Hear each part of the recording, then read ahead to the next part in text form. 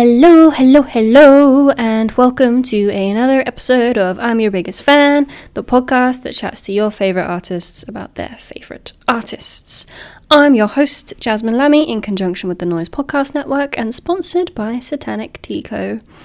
Today's episode, we have vocalist Vic Richie from the Maryland-based hard rock band Any Given Sin.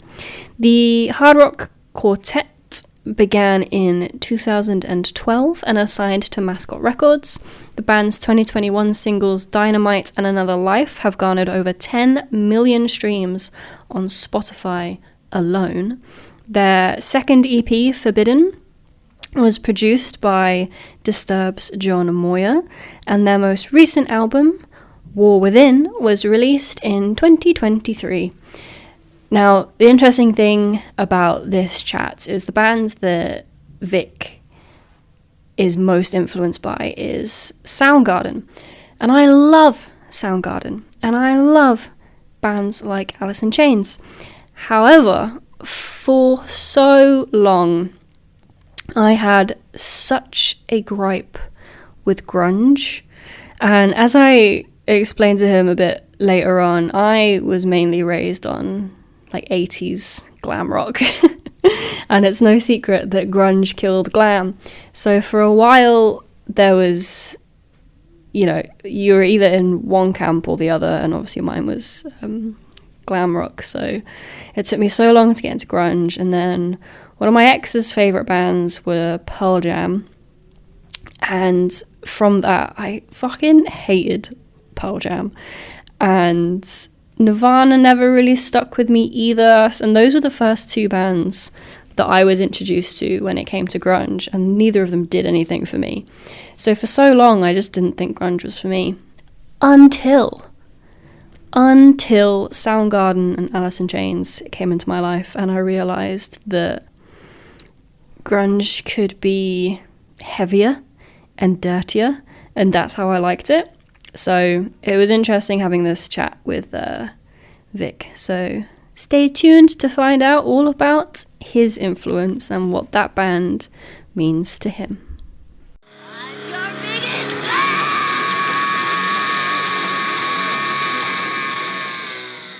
So firstly, thank you for doing this interview with me. I'm not sure how much you've been told beforehand, but the whole point of this is to basically just forget about being a musician for now and just revert back to being a fan and talk about and reminisce over the bands that set you on this music journey in the first place. Because I find, especially with social media, like there's no barrier now between fan and musician, and a lot of fans forget that their favorite musicians are also fans of other musicians, just like the rest of us. So the band you want to talk about today, which I'm very excited about, is Soundgarden, which is exciting because it's one of those bands that it's one of those names you always hear. And especially with me, I didn't get into grunge till like a lot later. Like my first love was glam rock. Gotcha. So like the 90s stuff came a little bit afterwards for me. But I want to know, when you were growing up and getting into music, do you remember the first time you heard Soundgarden? I do. So I had my best friend, who was my age, had a much older brother. And so I'm over at his house all the time. And his much older brother, this has been right around 94. This might have been 95, but I was like, 9 or 10 years old. And so he has Super Unknown. And he puts it on, and I was like, what is that? You know what I mean? Like immediately, like Chris Cornell's voice, just like kind of the funky riff. Never heard anything like it. You know what I mean? Yeah. To my 9-year-old ears. And like that was kind of it. And then like I just started listening to almost anything that Chris Cornell ever did after that, Yeah. So Soundgarden's a big part of it. But I'd say like when it came to like Cornell, I like followed him through everything he ever did. Right. You know what I mean? But yeah, I'd say somewhere around 94, 95, I heard Super Unknown. Then I had to retrospectively go back to like, Motorfinger and all that kind of thing. Yeah. But then, I'd say, And I want to say it was Black Hole Sun was the song that was Okay. playing. Yeah. That's quite interesting because that's also the first Soundgarden song I heard, but I heard it with the music video on Scuzz TV. Gotcha. And like when I was getting into music, like music videos were such a huge part of like my musical journey. And I just remember like the music video really freaked me out. And for so long, I couldn't like get over the visual to just appreciate the song on its own until much, much later as I got older. So when you heard that song, what else were you listening to at the time before that? Oh man, I was listening to whatever my parents were listening to. You know what I mean? Yeah. Could have been like maybe some classic rock stuff, like some like older country music. My dad, he was a bluegrass musician, so he'd like to hear bluegrass and stuff at times. You know what I mean? So it was a lot of that, and so I'd never heard like what you would call like that time new rock music. You know what I mean? Yeah. So that was my first experience to grunge, and then that shot me off to Pearl Jam and Alice in Chains and all that. You know, the entire rock world just opened up to me after that. Yeah. So when you did finally hear Soundgarden and Black Hole Sun and Super Unknown, what was it about them that stood out against all the stuff your parents had introduced you to at the time? Like, why was it them that changed everything for you? Well, I'd never heard anybody sing like Chris Cornell, and I've never heard anybody sing like him since, personally. So that his voice, and I think that's for a lot of Soundgarden fans. Like his voice is it's so unique, and it's so just Soundgarden. You know, it's so that era. But and then like Kim's riffs and stuff. I'd never heard anybody play guitar like that before. Everything I'd heard was just like G chord, you know, being strummed, this. Like it is just like totally off the wall riffs, and there's so many like weird scales that they use that I wasn't used to hearing. I think just all of those things are just like brand new to me completely. Yeah. So because I find, especially listening to new music at that age where you're so impressionable and personable and you like soak everything up so easily, I find that usually the first song I hear of a band is the one that ends up being my favorite no matter what, because it holds so much sentimental value in it and that never changes. So for you, has Black Hole Sun like remained your favorite song, or has a different song overtaken it in time since then? Man, you know, now that you say that, it's kind of interesting because it probably is like timelessly my favorite Soundgarden song. And it's interesting you say that. Like it's the first song that I heard. I never really thought of it like that. But it might be, yeah, because it was just such like like you said, an impressionable moment. So it was just like overwhelmed with all of it, and then just you keep getting that catharsis every time you hear it. You know what I mean? Yeah, I think so. God damn. So like, do you have other favorite songs that, you know, obviously don't hold such a important part of your life, but are still like epic as fuck?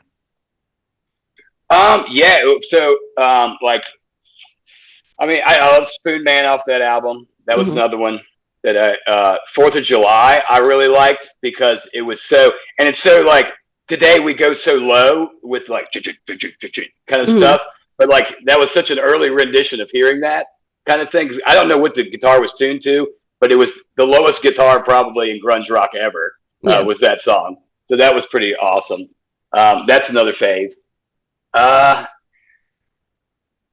don't know. I listen to so much more Chris Cornell. Sometimes like things get crossed for me. And I'm like thinking of an Audio Slave song where I should be thinking of Soundgarden.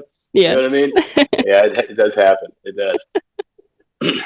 Cool. You mentioned that as well, that Soundgarden opened up the door for you to other grunge bands like Pearl Jam and Alice in Chains.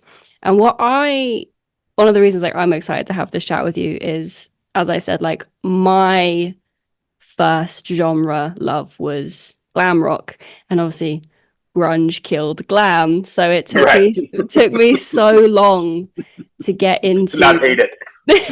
yeah, or like not have like a vendetta against it, right, but So like Nirvana were the big one. Like, so my favorite band is Guns N' Roses, and I know that Kurt Cobain and Axl Rose had such beef. Yeah. So obviously I'm gonna be Team Axl. So it took me so long to like get over that and just listen to music for the sake of listening to music.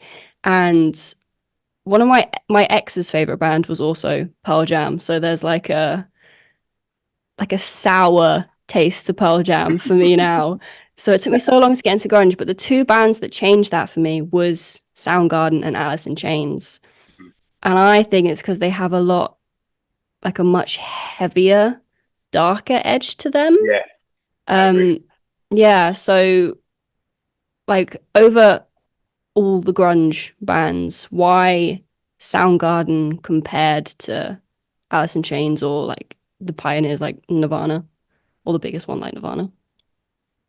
No, I would say for me, like the way, and not Chris Cornell didn't obviously write every lyric that Soundgarden did or something like that. But I'm kind of like putting it all on him, I guess. But like the way his lyrics go, it has that dark tinge to everything. It's a kind of a person that's kind of not out to be a star. You know what I mean? It's like really somebody's really introspective, looking in, talking about things that like either hurt them or hurt other people that they're looking at. He's talking about those kinds of things, the darkness within inside somebody. It was just kind of, and that's way different than the glam rock era too. You know what I mean? So it just that completely probably threw you for a loop as well. But no, I really like that, and I like that style of writing because for me as a musician, like I like to write about things that upset me or pissed me off or whatever some negative feeling is. I want to put that into a song because then it gets rid of it, And so I kind of see that with Soundgarden, and that's something that kind of drew me in from the beginning. Yeah, of course. I was gonna mention this as well. Like one of the biggest draws of Soundgarden and grunge music in general, like its biggest, I guess, like unique selling points is the fact that it's so depressing yet it's somehow so uplifting because it lets you know you're not the only person that feels like that. So when you're writing your own music, and how does Soundgarden kind of like help? How has it helped you in times of those needs? I mean, just listening to the stuff, it's just that's the way I wanted to always write. Once I heard it for myself, and then the way Chris Cornell writes lyrics, he has a lot of like back and forth. Like it's an Audio Slave song, but I am not your rolling wheel. I am the highway. I am not this. I am this. I am not. I'm some dichotomy of what we're talking about. You know what I'm saying? So those little tricks, lyrical tricks, things like that. And Cornell could write lyrics that didn't rhyme, and when he sang them, you had no idea they did it at the same time. You know what I mean? Which is so cool. So that's another cool aspect that I wish I could incorporate more. But I get my anal retentiveness kicks in. It's like it has to rhyme, man. It has to rhyme. But even like not a cheeky little half rhyme here and there. Yeah, that's fine. That's okay. You can get away with this. I'm not nearly the singer Chris Cornell. I could never pull off, having no words in a song rhyme, and it's still amazing.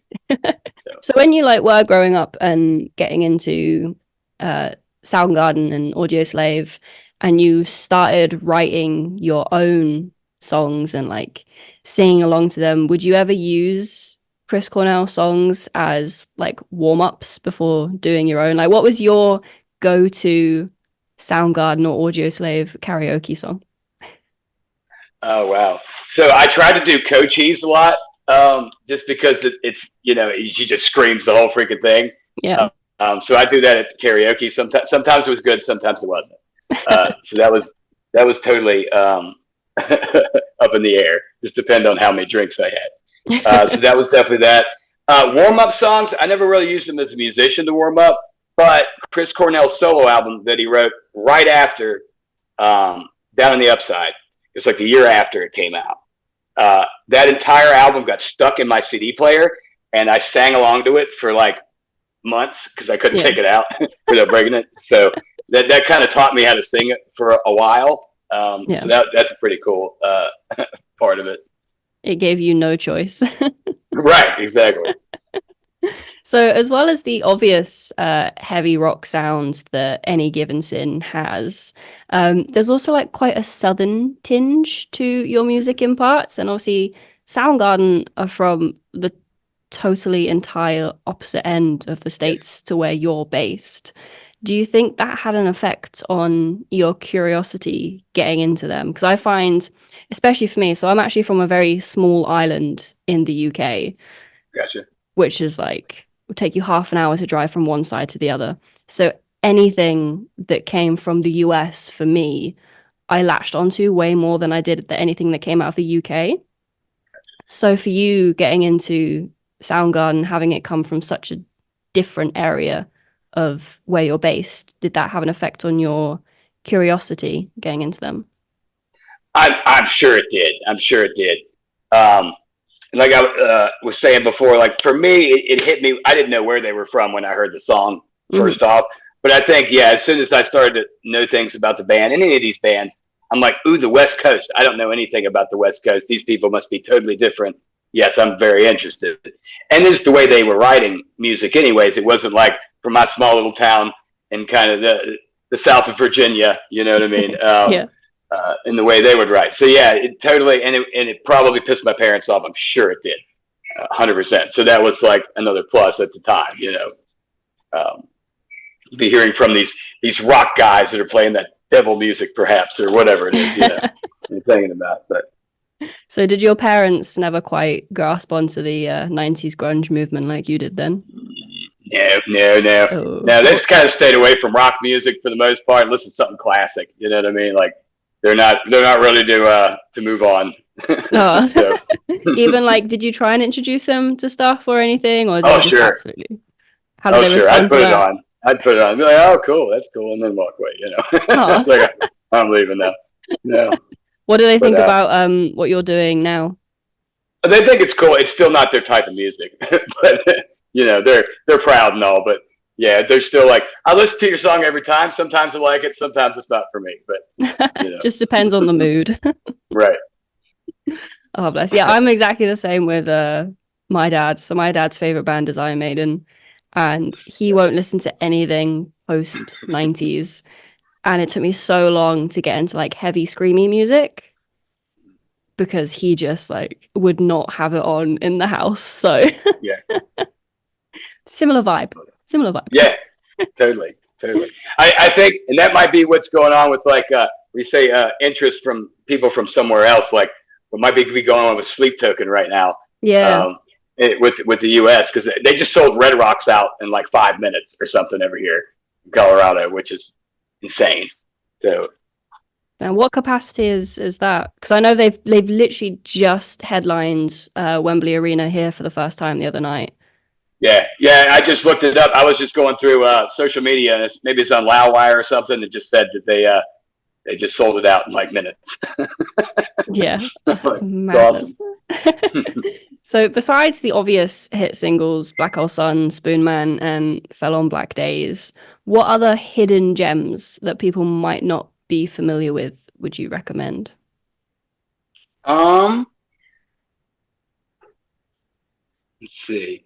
Maybe like let me look. I brought it up just so I could get. I figured you'd ask that question. I'm going to forget the name of some of the hidden gems. Oh, Half is a great tune. It's very short, but I like that one a lot.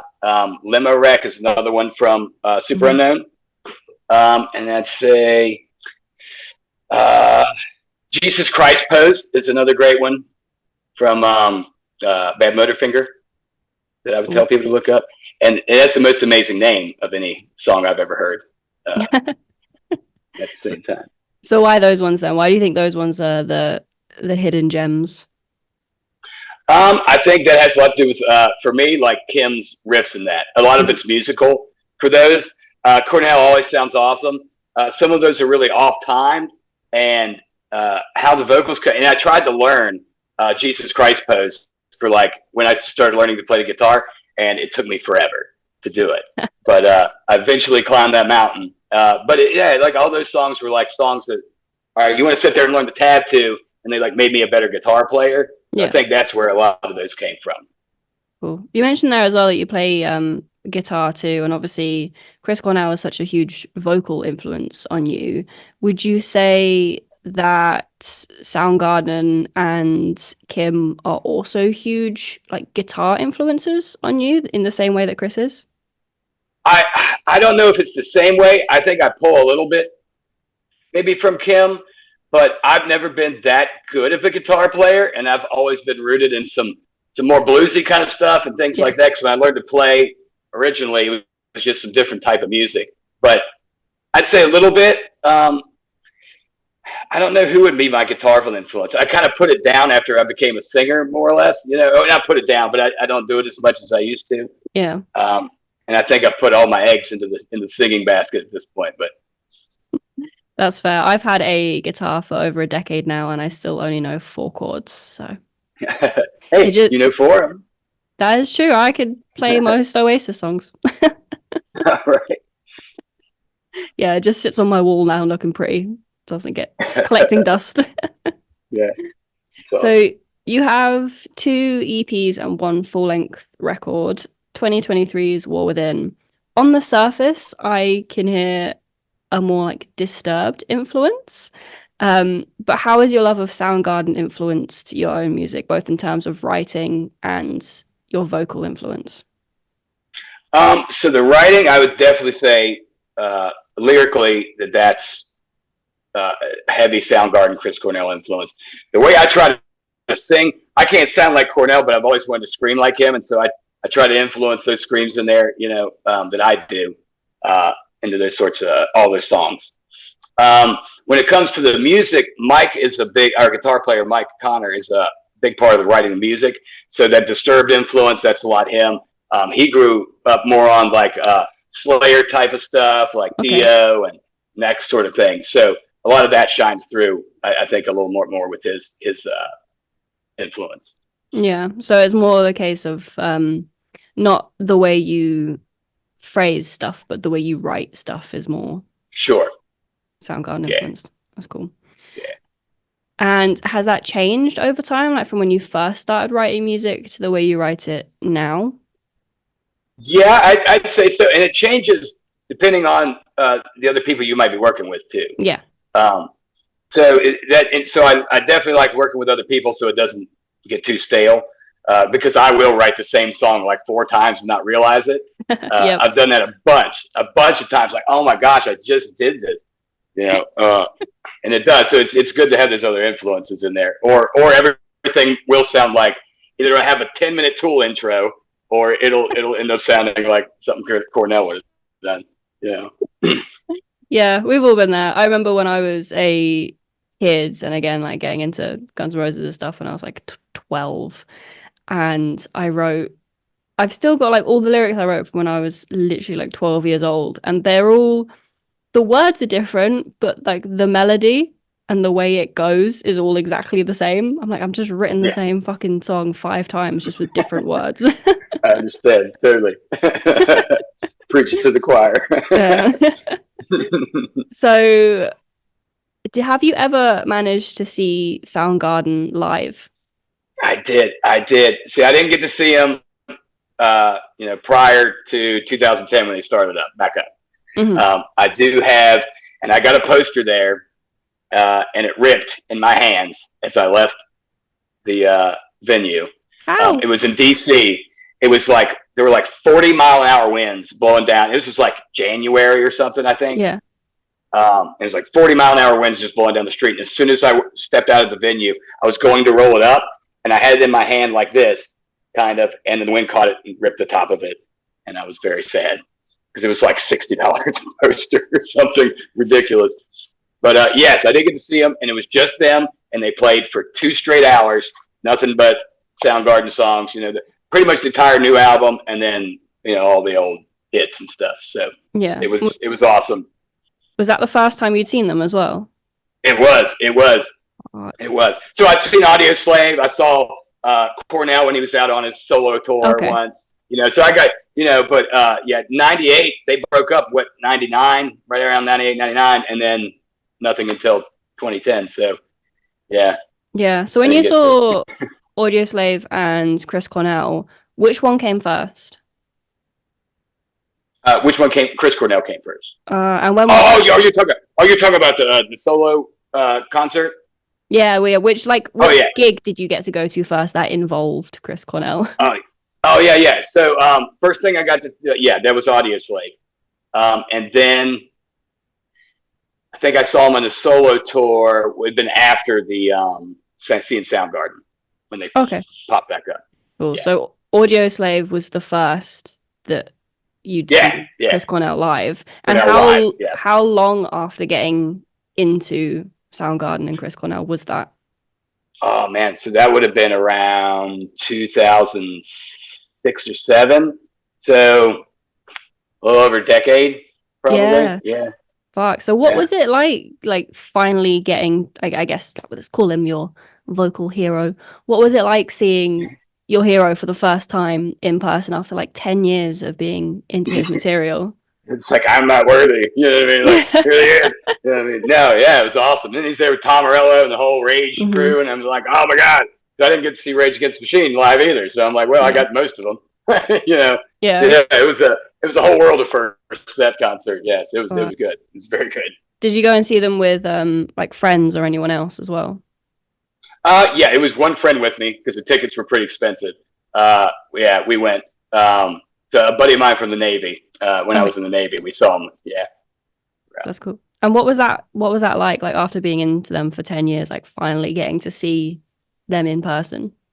Oh yeah, it was awesome. I wish he would have been able to do Soundgarden songs or stuff off of Euphoria Morning. Like I was wanting all the things, It was just the first Audio Slave album was pretty much what they were playing. So, but it was good. I was very happy. And then when you finally got to see Soundgarden, like having them play for 2 straight hours and no one else, like that is, I can imagine anyone else going to see their favorite band and having their favorite band, only seeing them and seeing them play for 2 straight hours must have been like fucking insane and like the best experience.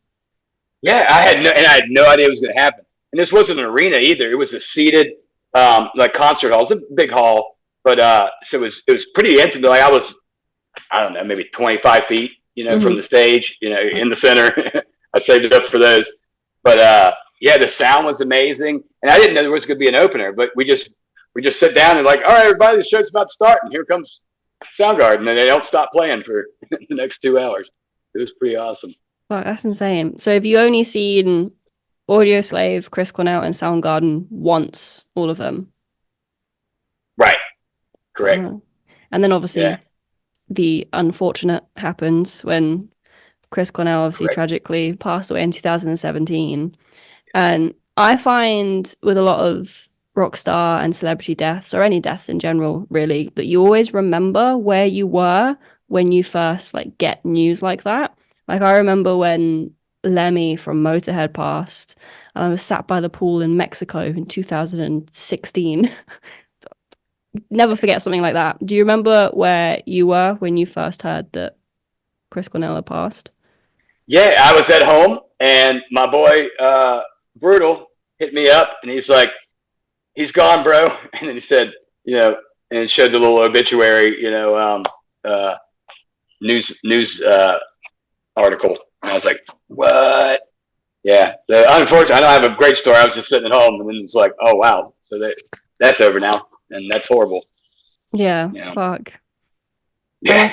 It's always so weird as well, because I find that, especially with being fans of bands, you kind of get this like parasocial relationship where you know so much more about them than they know about you. So, I mean, thankfully at this moment in time, none of my favorite musicians or bands have passed yet, but I know that it's coming. But I can imagine that having someone that was such an influential and inspirational part of your life pass must be so weird, especially knowing that they don't know you like you know them. It must come with like a range of different emotions.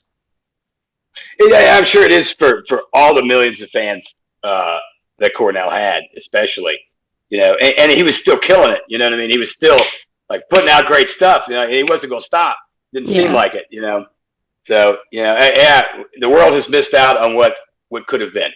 Yeah, yeah, of course.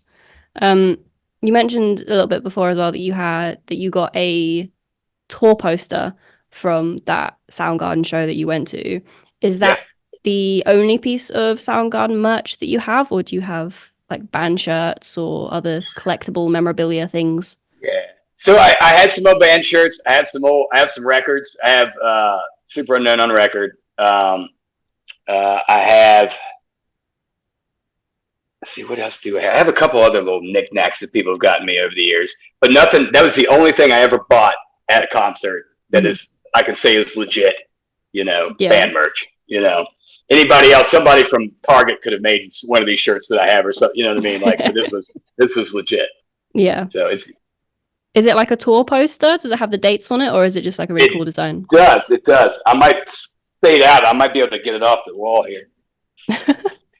Bear in mind, do you have any given sin background on your Zoom thing at the moment? So I do. I figured I was going to fade out. Yeah. I don't know if I can get it off the wall without breaking it right now. Yeah, no, don't do that. You don't need it to read more than it already is. No. That's good that it's on the wall though. Like, is it just like stuck up, or do you have it framed? It's stuck up right now. I did that immediately, and I haven't moved it since I did it because I was worried I was going to rip it again. Yeah, I'm not surprised.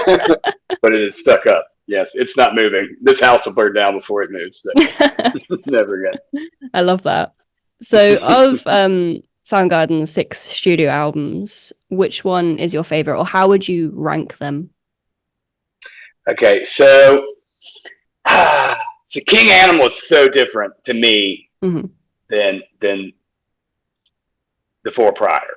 But I would probably have to put Super Unknown on top. I just got to do that. I would probably then put Bad Motorfinger, number 2. Then I put Down the Upside. Then King Animal. And then go back to the ones in the 80s that I don't even remember.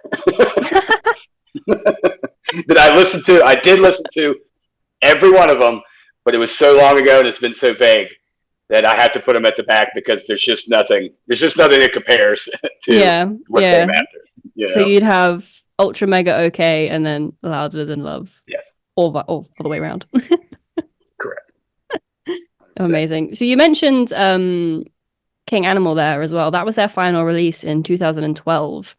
And that came 16 years after their last 90s record. Yeah. How much do you think the band's writing and sound changed within that time period? And how does King Animal hold up against their 90s releases to you? I think riff-based, there's a lot of stuff that Kim does that sounds kind of true to old Soundgarden stuff. I think he's evolved, and there's definitely evolution with his playing, but I think it holds true. Matt Cameron still sounds like he's Matt Cameron. He's just in the pocket, just kapop, kapop. It just sounds great. He's hands true. To me, Cornell went through so many transitions that like now he writes a lot like he's a more old time folk guy. Like his lyrics just had that more old time folk to him. Like if you took them out of context, you could like plop them onto a old country song or something like that. It just sounded like an old soul was writing the lyrics, differently than the kid who was doing Outshine, in the 91 or something. Yeah. I remember so I think what finally made me turn my head back to Soundgarden and to like actually listen to the records in full was I'm also a huge fan of The Pretty Reckless and Taylor Momsen, who quite often uses people like Matt Cameron and Kim Thayil on her own stuff. And I was like, wow, okay, so one of my biggest influences is a huge influence of this band. Maybe I should go and give them another chance and just see where that whole like inspiration comes from and like how it trickles down, which is quite cool to see. But I just have one more question for you before we wrap up this interview. If you had to introduce the band to someone listening to them for the first time ever, which 3 songs would you choose that encapsulates their entire discography? Ooh, wow, that's a great question. So I'm going to give it Hmm. I'm going to do Outshined. Hmm. I'm going to do. And I think you have. your reasons for them as well. Okay, so Outshine to me was like Chris Cornell, like at his most powerful for that entire album. That was like showing everything he had. It was a big hit as well. I'm going to go with you have to have something more super unknown. Wow, I'm going to have to say I'm going to have to do Black Hole Sun. It was special to me. It's going to be special to somebody else. And then off the very last album, I'm going to go with Tyree from King Animal. I think if you show them all those eras, you'll hear what Soundgarden was. Yeah, cool, awesome. Well, unless you have any other exciting stories about your time loving Soundgarden, or is that all we've got? Oh no, I mean I've listened to Soundgarden pretty much on every sort of substance there ever was. I'm sure that it was probably the background music to everything I ever did that was wrong as a child. You know, when I was in teenage years, straight up, Yeah. it was probably the background music of Rebellion. Oh yeah, yeah, I hear that. Yeah, We've so all got those bands. Oh yeah, 100%. Cool. Well, thank you so much for chatting with me. It's been nice talking with you, and I hope you had a good time as well. Absolutely. Yeah. Thank you for listening to I'm Your Biggest Fan. If you enjoyed what you heard, please don't forget to like, share, subscribe, comment, send it to your nan in the post. Every little helps. You can follow us everywhere at biggestfan_pod. Follow me everywhere at Wrathchild_jazz. Noizze at Noizze UK on everything. Noizze Podcast Network at Noizze Podcast Network on everything.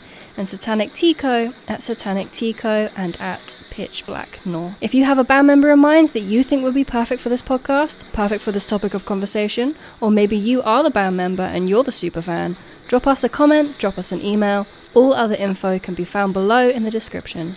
And thanks again for listening. We'll catch you soon.